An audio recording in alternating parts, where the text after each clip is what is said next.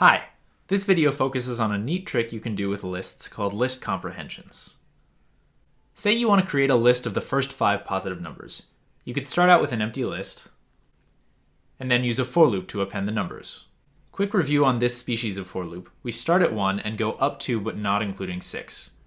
Okay, so Python is all about being able to express a lot in not very many lines of code.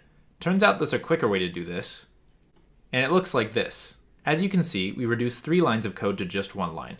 Granted, the 1 line is pretty dense, so let's take a closer look. Let's break this down into pieces. This part is basically a for loop in disguise. It should look weird because it doesn't have a body and it appears in the middle of a bunch of code.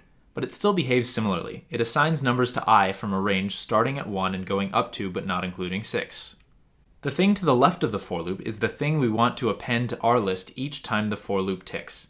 In this case, we want to just take whatever number the for loop throws at us and append it to our list. Finally, you can think of the square brackets as indicators that this is, in fact, an expression that evaluates to a list. Let's see what happens when we change different parts of this. When we append I times 2 instead of I, we get the first 5 positive even numbers. This is basically equivalent to this code. The for loop goes from 1 to 5, and what we append is 2 times each number. We could also do a different mathematical expression based on I. In this case, we get the remainder of the numbers 1 through 5 when divided by 2. We can even do an expression that evaluates to a Boolean. These normally appear in if statements and while loops, but they can be out and about as well. We can change the arguments to range, and the result reflects that change. We can convert I to a string before appending it. The thing to the left of the word for can be any expression that you could put in a call to append inside a for loop. Okay, let's write some list comprehensions in the editor.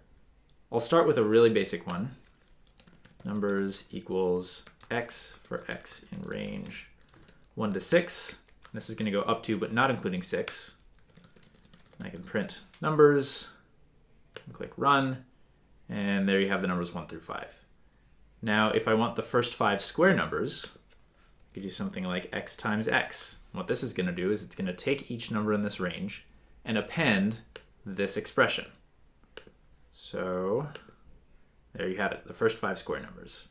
We can also use the function pow to do the same thing, giving it the arguments x and 2, and it prints the same thing. And if we want the first 5 cubes, change the second argument to 3, and there are the first 5 cubes.